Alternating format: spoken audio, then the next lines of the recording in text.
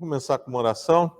Senhor Deus, nós te louvamos pela tua fidelidade, pela tua misericórdia, que o Senhor tem protegido o nosso país, que o nosso país continue sendo um celeiro de missionários, de obreiros, Senhor. Que a tua igreja passe vitoriosa, passe fortalecida, Senhor, por todo esse problema aí de eleições, e que o Senhor acabe sempre atuando, separando o joio do trigo, Senhor. Amém. Pedimos isso em nome de Jesus. Amém, Senhor. Bem, vocês começaram a me cutucar uma coisa semana passada, e a gente vai trabalhar com algo que é um pouco mais complicado, tá? Que são o que é a pessoa do Messias no Antigo e no Novo Testamento. Por que o Novo Testamento fala que se cumpre tudo que existia profeticamente da vinda do Messias? Então a gente vai trabalhar mais nesse sentido. O que o Antigo Testamento aponta como salvação na pessoa de Jesus Cristo, o que seria o Messias, e que o Novo Testamento mostra que Jesus Cristo realmente cumpre tudo que estava no Antigo Testamento. Como curiosidade, existem 351 profecias do Antigo Testamento cumpridas no Novo, tá? Esse número não é definitivo, porque de vez em quando algum autor, algum escritor descobre algum versículo solto que é uma profecia do Antigo Testamento. Mas dentro do que já tem se estudado, a gente tem 351 profecias. Se depois alguém quiser, eu deixo a cópia, que eu fiz a tradução, que é material do inglês. Hoje ficou tudo fácil, né? A gente tem tradutor de texto completo do inglês para o português. A gente tem revisor de edição, antes só tinha de gramática. Então, você escreve um texto, você põe no revisor, ele já corrige o seu estilo. Então fica muito fácil, né? Daqui a pouco a gente não precisa fazer nada, ele mesmo já faz o que a gente precisa. Eu queria que vocês abrissem primeiro, para chamar a atenção de algumas coisas, a importância desse assunto, em Lucas capítulos 2. Hoje eu vou fazer só uma introdução.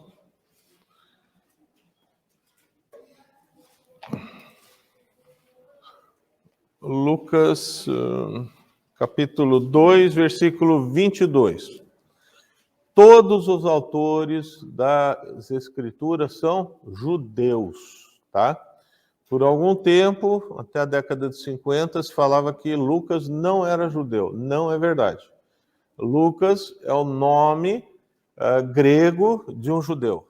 Um grego não conseguiria saber todo o contexto e não acompanharia no mesmo molde, na mesma situação, Paulo e todo o início do cristianismo. Então hoje, já não é hoje, tem 50 anos, já se fala que Lucas também é judeu, tá? Lucas é considerado o mais detalhista. Lucas, ele é considerado como escrevendo como um historiador.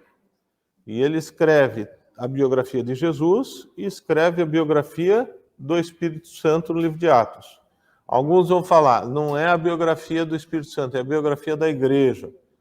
Tanto faz. Eu prefiro do Espírito Santo, por quê?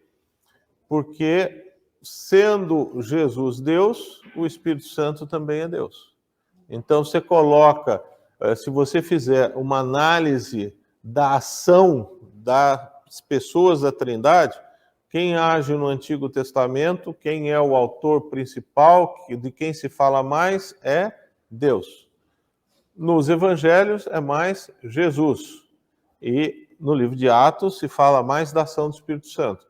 Mas tem alguns autores que vão falar que Atos da Igreja. Para mim seria Atos do Espírito Santo, mas não tem problema, tá? Lucas 2, 22, dentro da lógica dele, dentro da cronologia que ele quer mostrar para o mundo romano, para o Império Romano, que Jesus é o Filho de Deus, que Jesus é Deus. Leia no 1º, no 21. Completados 8 dias para ser circuncidado o menino. Isso é da tradição judaica do Antigo Testamento, tá? Então, até hoje em dia, eles fazem a circuncisão do menino com 8 anos. É um pacto, é chamado, dentro do Antigo Testamento, a gente tem diversos pactos. E o pacto mais importante era o pacto de sangue, tá? 8 anos ou 8 dias? 8 dias. Eu falei 8 anos? Ah, desculpa, eu vivo trocando, então vocês já se acostumem com isso. Então, 8 dias. Então, porque eu estava pensando no Bar Mitzvah ao mesmo tempo, que é com 11 anos. Então, eu joguei lá para frente e fiz, porque às vezes eu penso duas coisas ao mesmo tempo. Não faço isso, não. 8 dias. Então, na tradição, na lei, dos 613 artigos que são dados lá no Antigo Testamento, existe o da circuncisão dos meninos. A circuncisão não era prática só judaica, outros povos também faziam a prática da circuncisão. Alguns com aspecto médico e alguns com aspecto religioso, tá? Porque do ponto de vista masculino, existem meninos que nascem com o prepúcio cobrindo totalmente. Então, aí, inclusive, tem que fazer uma cirurgia mesmo, porque senão não expõe nada. Mas o judaísmo bíblico adotou isso como um sinal de que os pais estavam fazendo um pacto de sangue com Deus, filhos com Deus, tá? Então tem essa visão. E Jesus nasce como judeu. Jesus nasce na tradição judaica e ele completa 8 dias para ser circuncisado. Tem toda a tradição, que amolava a pedra, etc. Hoje o judeu não faz mais com pedra, hoje o judeu faz com cirurgião pediátrico, tá? Mas está lá o rabino para cobrar os $5.000, que é o que custa normalmente, e para fazer a bênção, tá? Então, mas continua tendo. E a circuncisão judaica ela é diferente da circuncisão médica normal ocidental, tá? Tem uma diferença aí de técnica. Deram o nome de Jesus como lhe chamara o anjo antes de ser concebido. Isso tem toda na anunciação que ele já fala antes, tá? 22, passados os dias da purificação dele, segundo a lei de Moisés.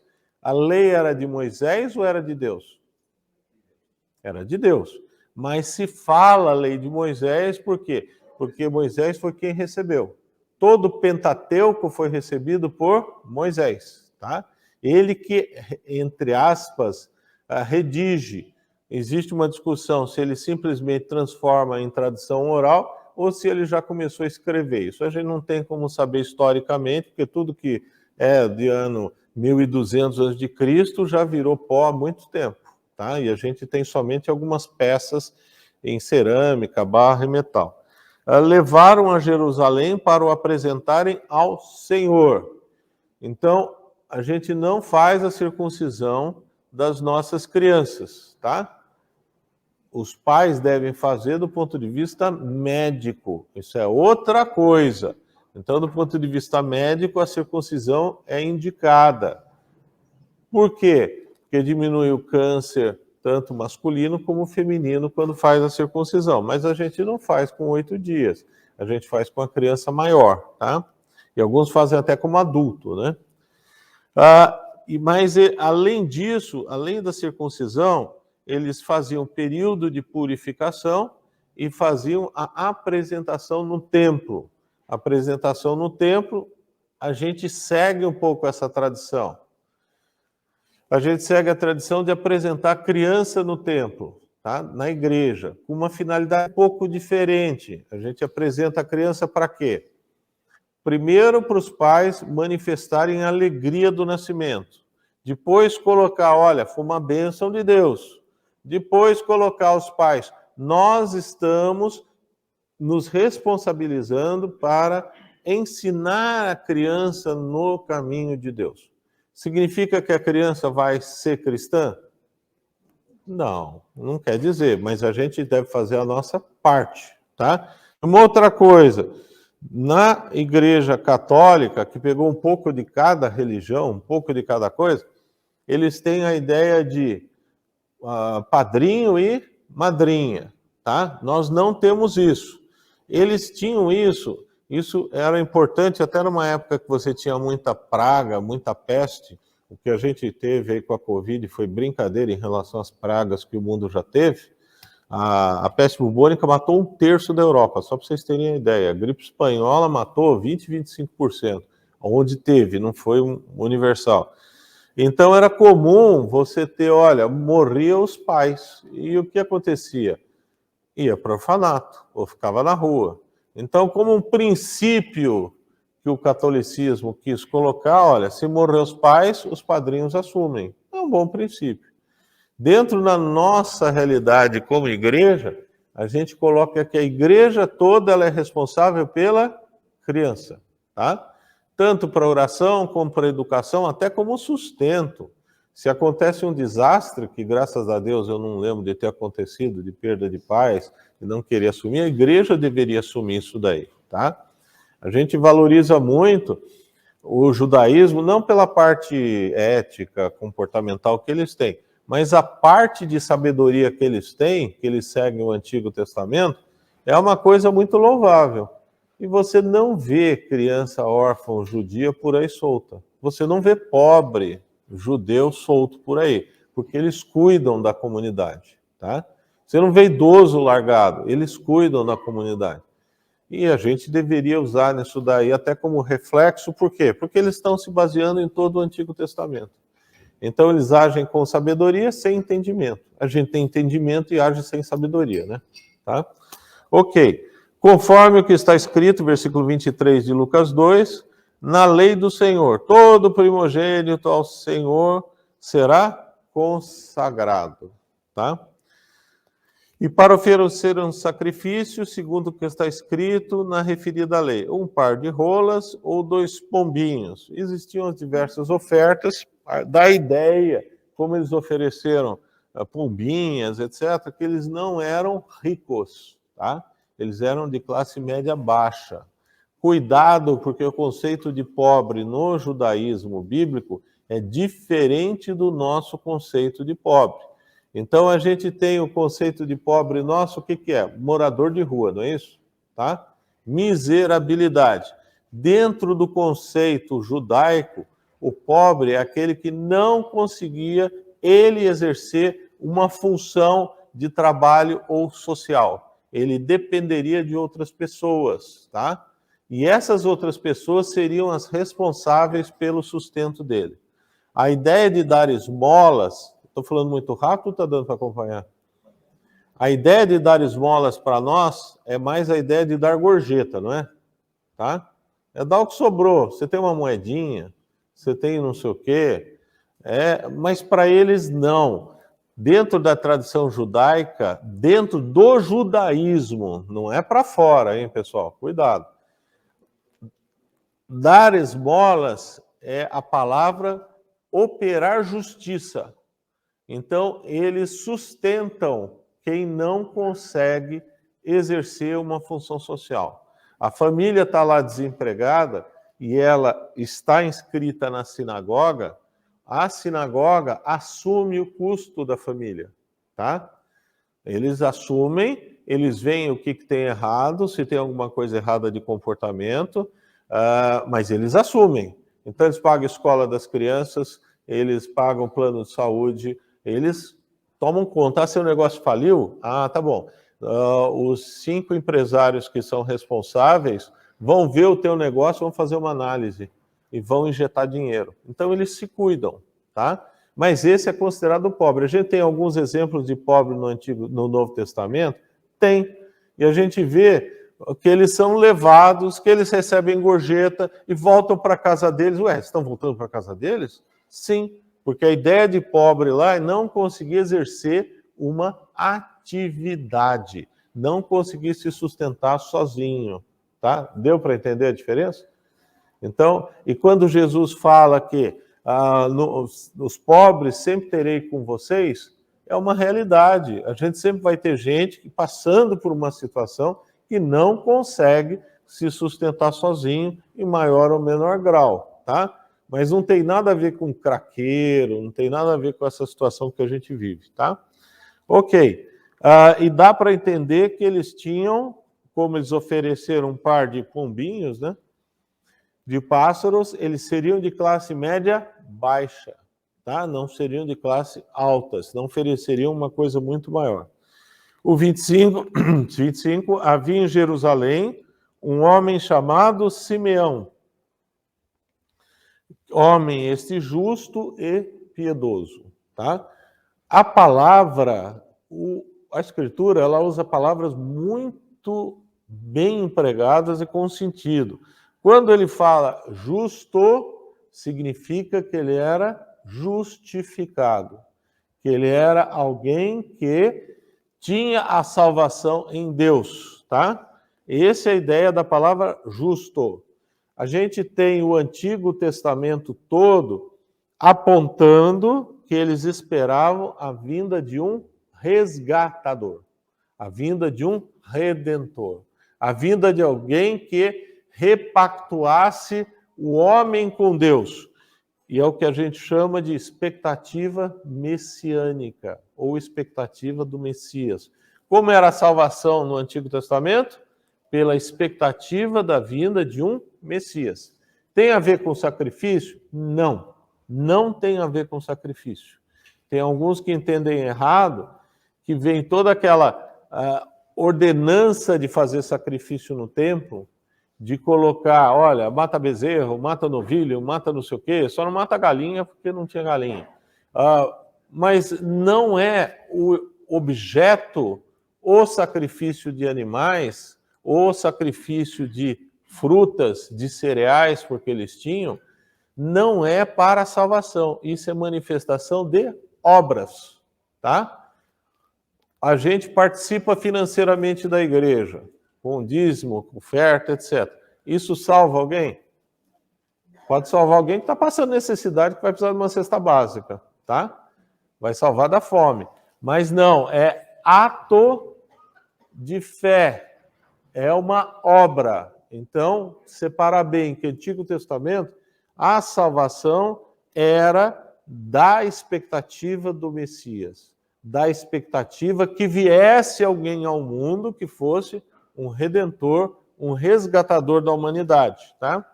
E aqui está descrevendo Simão, que era um homem justo, caminhava com Deus, sabia como seria a salvação, tá? Ou como era a salvação, e ele usa uma outra palavra, piedoso. O que é piedoso?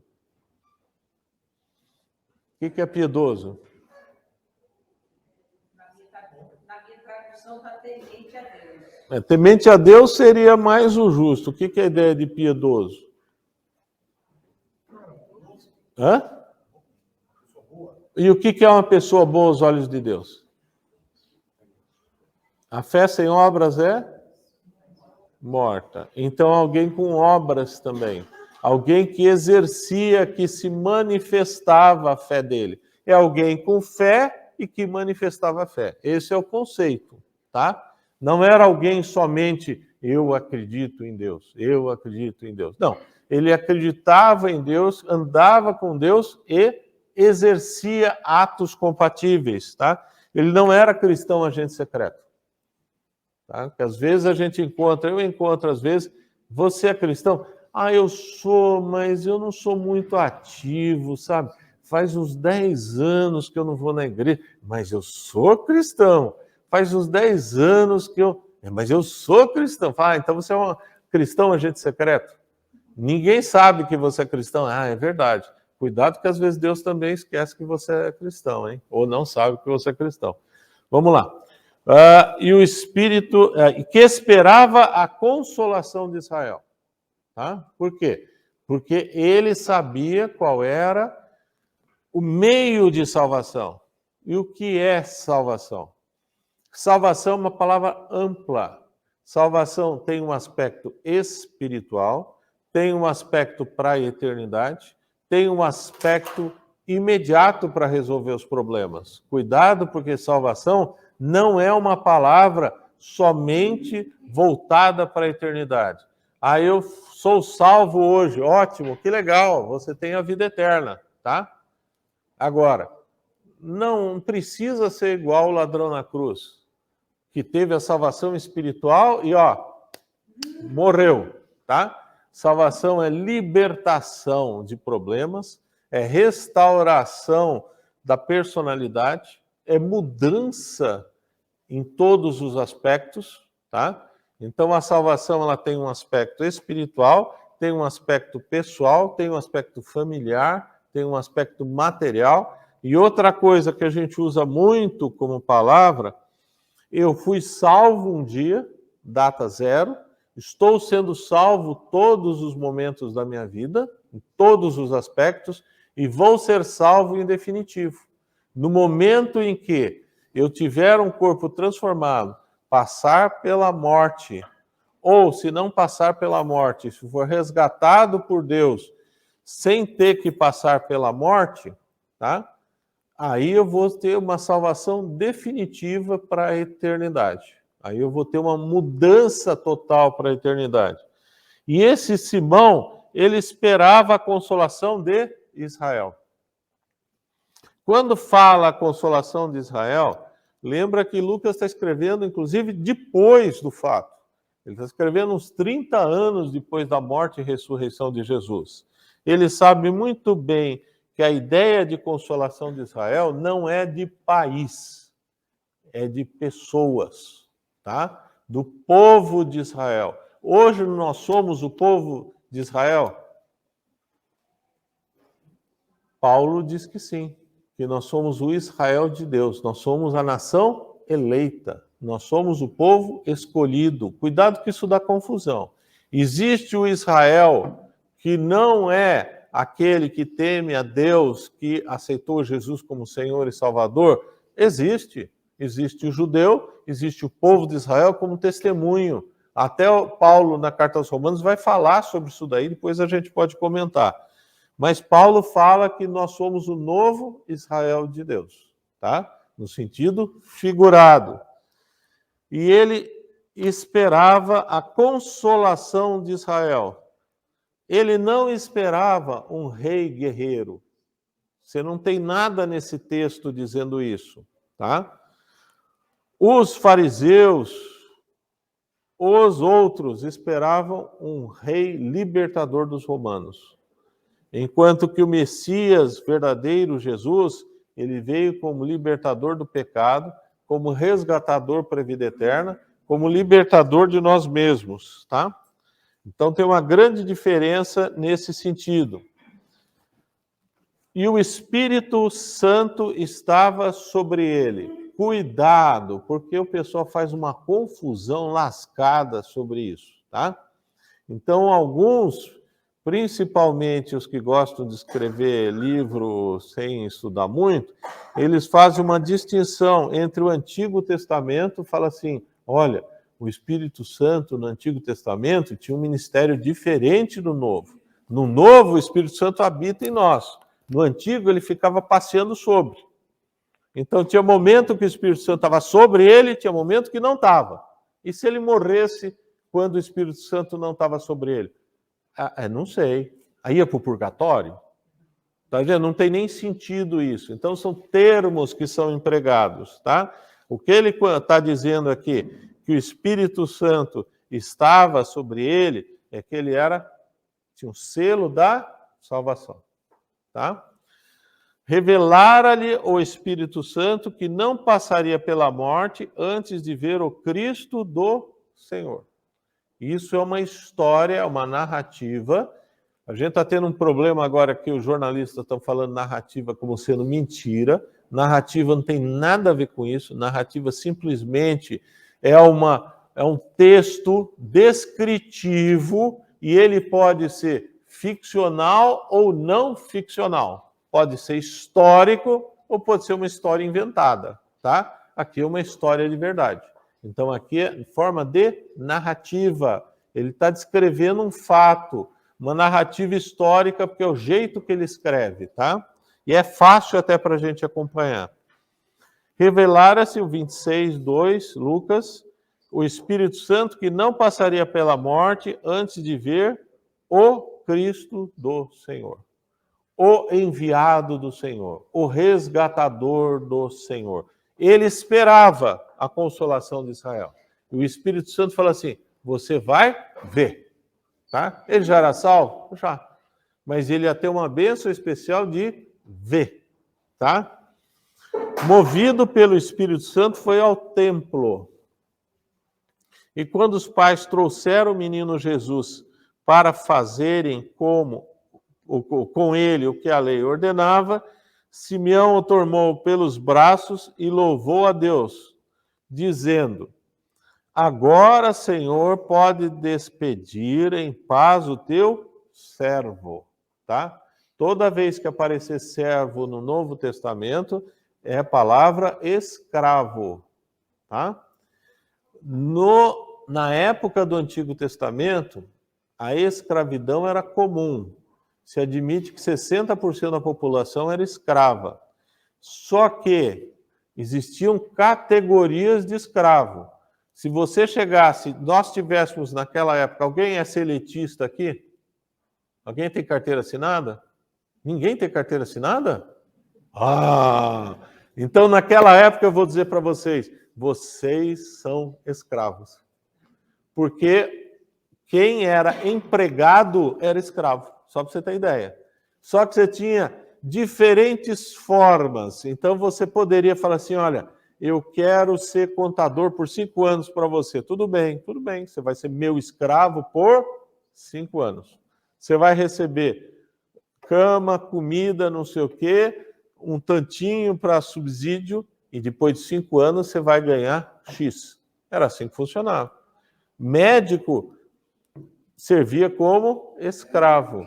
E existia escravo por tempo, por profissão, e existia escravo definitivo, aquele que não é por tempo e jamais vai poder ser resgatado. Tá? Tinha algumas leis completamente diferentes. E a palavra que é utilizada aqui é a palavra escravo para a vida eterna. Tá? O tempo inteiro. Por isso que esse é outro dos aspectos que se fala que a salvação não é perdida. Porque nós somos chamados de escravos sem chance de ser libertos. Isso no sentido figurado, tá? Segundo a tua palavra, o 30, porque os meus olhos já viram a tua salvação. Quem dá a salvação é Deus, tá?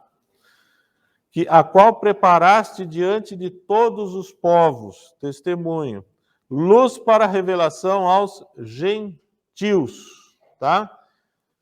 A ideia da propagação do evangelho para os gentios, ela não é algo inventado no Novo Testamento. Ela já existe no Antigo Testamento e ele está citando Isaías 42:6, 49:6, depois a gente vai passar por isso, tá? O que é o termo gentil? Eles dividiam em judeu e os outros. É judeu e gentil. Então a ideia de gentil é todo aquele que não é judeu. O japonês chama como estrangeiro? Quem sabe?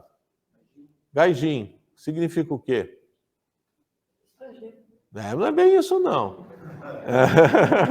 Eles comparam, inclusive, como cachorro. Tá? É segunda classe. Então, para o judeu, é considerado segunda classe. Tá? Então, o judeu é tão elitista, ele é tão convencido, tá? Que eles consideram os outros como de segunda classe. Não é o que a Escritura fala, mas é o que eles consideram. Eles são muito orgulhosos, porque eles consideram como quem é o povo que recebeu a lei, quem recebeu a revelação escrita de Deus. Eles têm razão, mas não é para ficar orgulhoso, é para ter responsabilidade. E eles não têm isso daí, tá? Eles ficam na deles, eu sou eu e o resto, né? Eu tenho meu mundial, né? Então os outros que não têm mundial, não quero conversa, né? Vamos lá. Aí estavam o pai e a mãe do menino admirados do que dele se dizia. Você imagina todos os acontecimentos que acontecia para José e para Maria. É um negócio que deixava completamente fora do ar, né? Tá? Simão os abençoou e disse a Maria, mãe do menino, eis que este menino está destinado tanto para a ruína como para levantamento de muitos em Israel. E para ser alvo de contradição. A ideia de contradição é de conflito, de discussão, de briga. Também uma espada transpassará sua alma para que se manifestem os pensamentos de muitos corações. A ideia é que Jesus passa a ser um divisor dentro do povo de Israel. Ou é a favor da mensagem de Deus, ou é contra. Isso a gente vai ver muito, e vê inclusive no livro de Atos, quando Paulo está indo na estrada de Damasco, com carta para mandar prender os judeus que se tornaram cristãos. Porque no começo, a gente vai ver, durante todo o Novo Testamento, a gente vai ver não judeus que se convertem. Vai ver gentios que se convertem. Mas a grande maioria que se converte são de judeus. Por quê? Porque a maioria aí é judeu, tá? E outra coisa, quando Paulo vai pregar o evangelho fora de Israel, ele entra nas sinagogas. O judaísmo era muito difundido no Império Romano. Se admite que 10% da população mundial frequentava as sinagogas ou seguia os ensinos judaicos. Por quê? Porque os judaicos, naquela época, eram uma religião muito mais ética e estruturada do que as outras religiões. Você tinha umas religiões completamente doidas. Só para você ter ideia de uma coisa diferente que eles faziam, a gente fala muito agora da libertação do aborto, né? Então, eles tinham um hábito, quando você tinha mais de um filho, não quero mais, não gostei, ou você deixava a criança no sol para desidratar, secar e morrer, tá? Ou você levava na floresta para ser comida. Então, essa era uma prática aceita. Então, agora, o aborto como finalidade contraceptiva, dá no mesmo, só que você não está vendo nascer, mas você está fazendo a mesma coisa, tá? Então, cuidado, porque não está se discutindo o aborto numa situação particular de risco materno, de inviabilidade da criança, até de estupro, você pode questionar. O que está se discutindo é o aborto como finalidade de controle contraceptivo, que é um negócio completamente maluco, né? Então, mas a gente está vivendo. E eu fui ver a relação de abortos que existem. No mundo, se admite que se façam no mínimo 60 milhões de abortos com essa finalidade ao ano. Então, a humanidade está caminhando na mesma estrutura que estava caminhando nessa época. Tá? Ok. Então, esse é o marco divisório que a gente tem. A gente vê Simão reconhecendo Jesus como o Messias. Jesus como sendo aquele enviado por Deus. Vamos um pouquinho mais para frente, para Lucas, capítulo 24, depois a gente vai para o Antigo Testamento. Está dando para acompanhar? Lucas 24, 13. É uma passagem muito conhecida. É uma passagem que todo mundo conhece como os discípulos no caminho de Emaús, tá? A gente não vai fazer uma análise desse texto que é muito rico. O que me interessa mais, ele começa do 13 e vai até o final do 35, mas o que me interessa deixa eu ver, ok. Vamos ler a partir do 21, tá? Só para vocês entenderem a situação. Tem dois discípulos que estão indo de Jerusalém para Emaús, estão reclamando da vida, está uns 12 quilômetros mais ou menos, tá? 60 estádios, 9 a 10 quilômetros, e eles estão indo calmo, batendo papo, reclamando da vida. Olha, você viu? Jesus falou que ia voltar, Jesus falou que ele era o rei, que ele ia ressuscitar. E a gente não viu nada disso. Algumas mulheres falaram, mas sabe, não sei se é bem verdade isso, tá? E aí, no 21, ora, nós, são dois, né? Discípulos, e Jesus está andando com eles, esperávamos que fosse ele que havia de redimir a Israel. Qual que era a expectativa deles? Uma redenção política. Libertar Israel do domínio romano e do domínio de Herodes, que não era um rei judeu, tá? Só que essa não é o que o Antigo Testamento falava.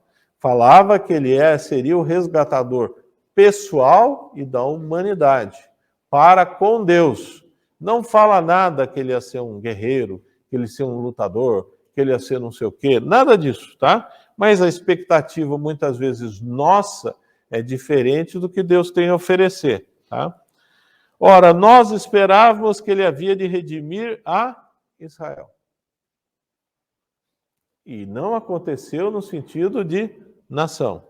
Mas depois de tudo isto, e já este é o terceiro dia desde que tais coisas sucederam. Quais tais coisas? Que ele foi crucificado. E isso é no domingo. No versículo 13 ele fala, naquele mesmo dia. É no domingo. Eles estão caminhando no domingo, tá?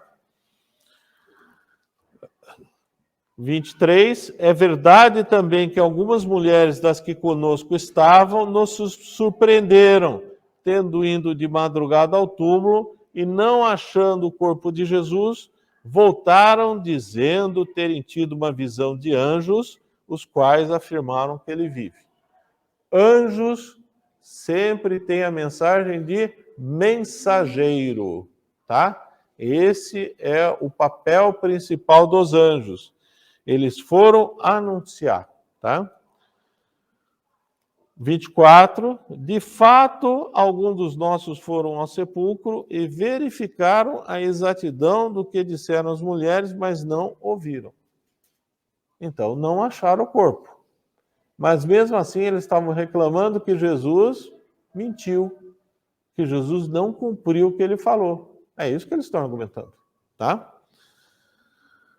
Então, lhes disse Jesus.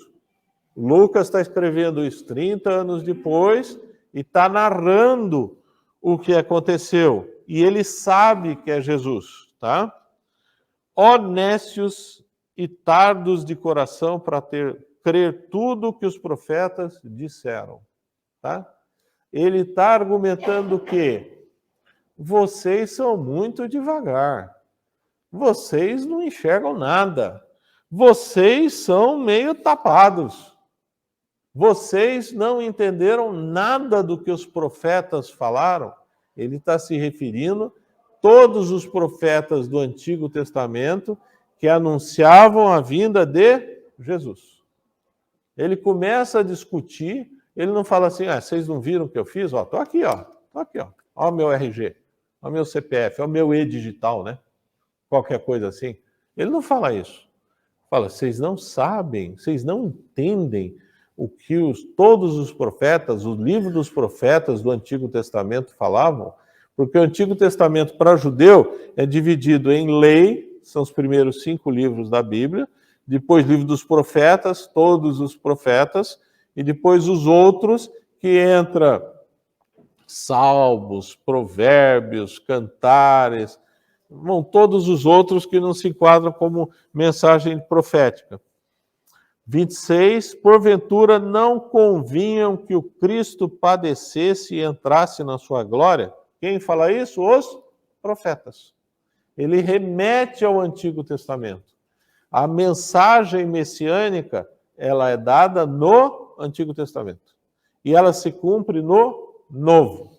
Por isso que a gente tem 351 profecias do Antigo Testamento cumpridas em Jesus Cristo, tá? E começando por Moisés, discorrendo por todos os profetas, ele começa pelos primeiros 5 livros da Bíblia, depois ele vai para os profetas, expunha o que a seu respeito constava em todas as Escrituras. Por que ele fala dos livros da lei, ou do Pentateuco para nós, né? E dos profetas. E não fala dos escritos. Porque os escritos, apesar de falarem de Jesus, o Salmo fala muito de Jesus, a gente vai ver isso, a finalidade do livro dos escritos é outra. A finalidade do livro dos escritos é transmitir sabedoria, ética e moral como princípio básico. Não quer dizer que o Pentateuco não traga isso. Não quer dizer que os profetas não falem disso. Mas a mensagem principal da lei de Moisés e dos profetas é anunciar o Messias. Enquanto que dos outros livros é para a gente ter sabedoria, ética e moral. Por isso que ele trabalha desse jeito. Quando se aproximaram, 29, de aldeia para onde iam, fez ele menção de passar adiante, aí ele continua. Mas por que eu peguei esse texto? Porque a Escritura, ela fala, quem dá testemunho do Messias, quem dá testemunho de Jesus, é o próprio Antigo Testamento. E é isso que a gente vai trabalhar bastante com o Antigo Testamento. Deu para entender até aí? Tá? Ok, vamos agora para o livro de Gênesis. O cristianismo... Gênesis? Não, só para o livro. Primeiro só para o livro. Tá? Abre lá. Todo povo tem uma tradição religiosa. Tá? Até o ateísmo é uma tradição religiosa. Até o ateísmo, a negativa da existência de um Deus sobrenatural é uma tradição religiosa. Tá? Tem uma frase máxima do ateu que falava: eu sou ateu graças a Deus. Tá? O homem tem capacidade de criar religião. E o sobrenatural também tem capacidade de criar religião. Então a gente tem religiões que são de pura influência maligna, e a gente vai ter uma religiosidade que é desenvolvida na história a partir da revelação de Deus. Tá? Essa revelação de Deus, ela começa a partir do livro de Gênesis.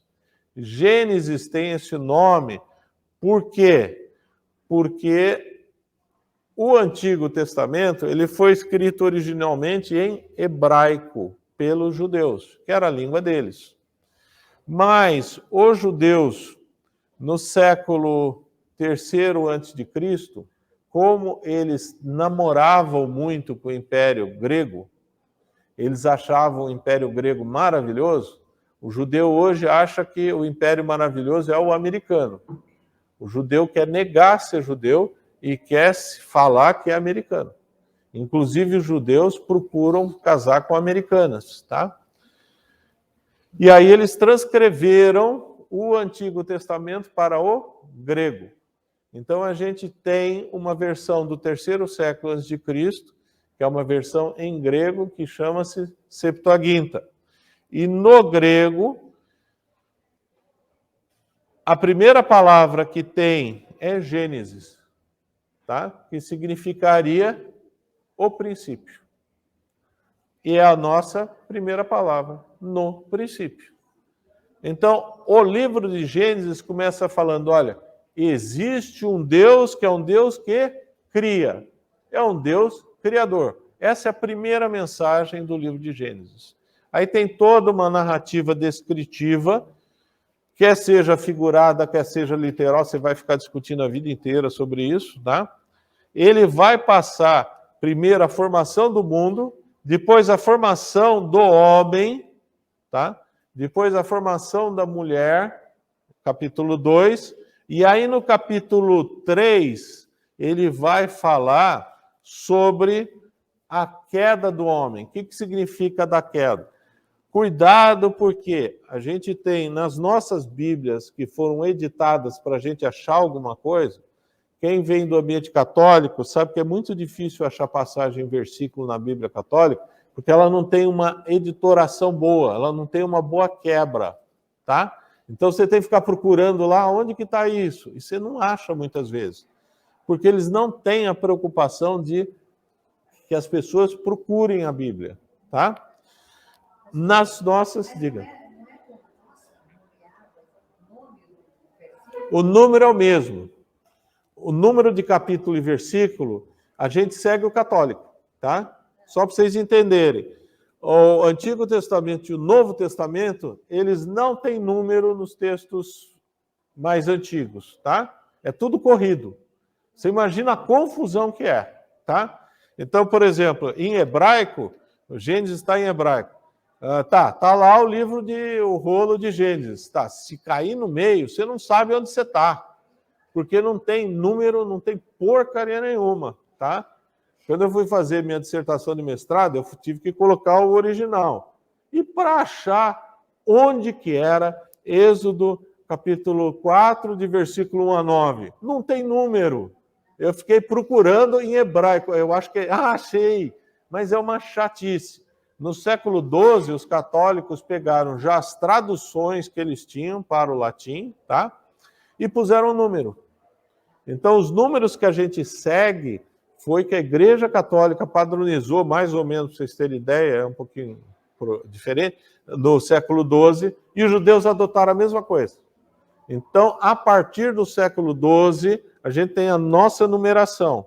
Existiram outras numerações antes, mas nunca colaram, tá? Porque senão ninguém acha.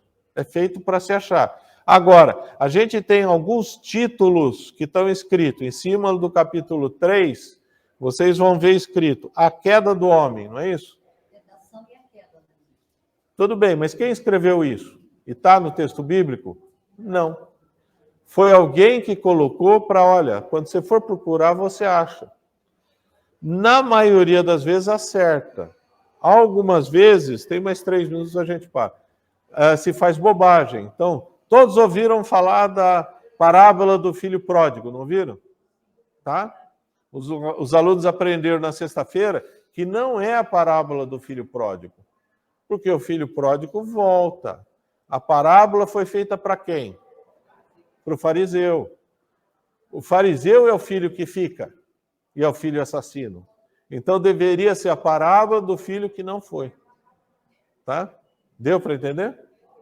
Mas não está na Bíblia do Católico. Hã? Por que você tinha que estudar na Bíblia do Católico? Porque não tinha outra. Antes do século XV não tinha outra. Eu? Ah, não. A gente nem usa católico, a gente usa a Bíblia em hebraico. Só que para você citar como referência, você tem que, quando você monta a dissertação, você tem que colocar o print do original do hebraico. Entendeu? Mas a versão católica não são ruins, cuidado. Tem versão, você pega a Bíblia de Jerusalém, ela não é ruim, a gente não usa porque é difícil de manusear, tá? Mas se você comparar o texto, é mais ou menos parecido. Tem Bíblia nossa, pseudo-protestante, que é muito pior. A mensagem não é nem tradução, é uma transliteração. Diga. A minha mãe, quando ela vai fazer o evangelismo para católico fervoroso, ela vai para a Bíblia Católica. Faz muito bem, eu também. Eu também. Não tem problema nenhum. Eles têm alguns livros que são livros a mais, tá? No Antigo Testamento, não no Novo. Eles não têm problema em traduzir. Por quê? Porque para eles a tradução não é importante. Porque eles consideram que a igreja é autoritativa para dizer o que a gente deve entender no texto. Então eles traduzem até que bem.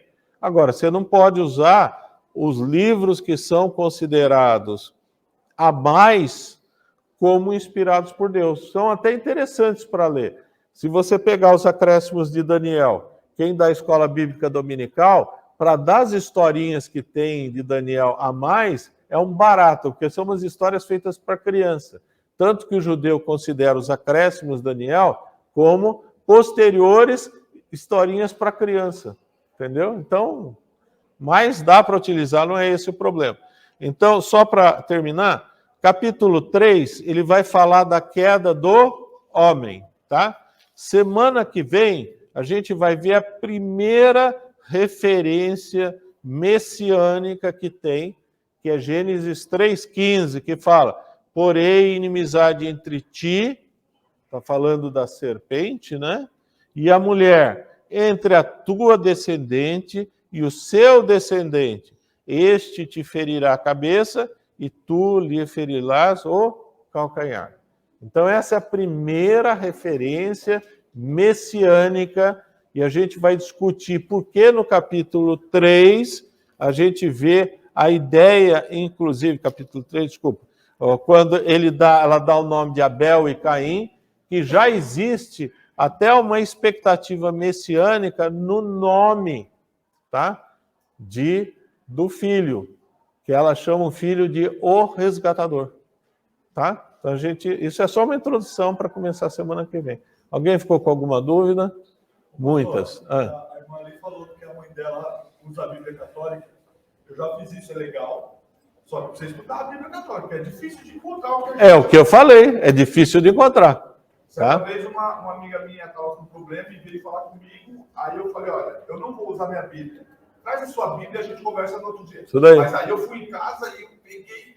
É isso daí. Porque senão vai achar na hora. Porque eles não têm essa preocupação e não querem que as pessoas usem a Bíblia, tá? Então você tem aquela Bíblia que... Só de enfeite, serve só de enfeite. Não, ela serve para outra coisa. Serve para quando você está com a calça e não deu tempo para passar e você é solteiro, você coloca em cima, ela pega o vinco, não é?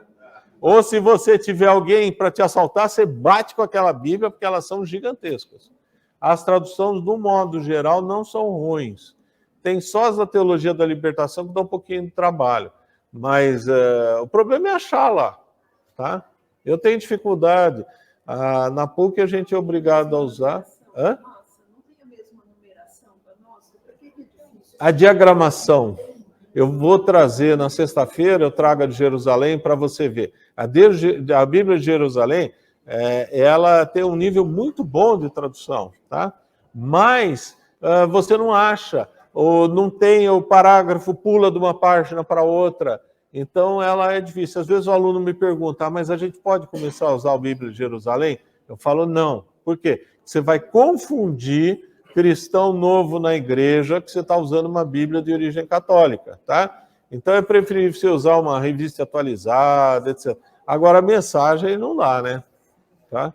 Alguém termina com uma oração? Aí semana que vem a gente continua. Se tiverem dúvidas, anotem e perguntem semana que vem, tá?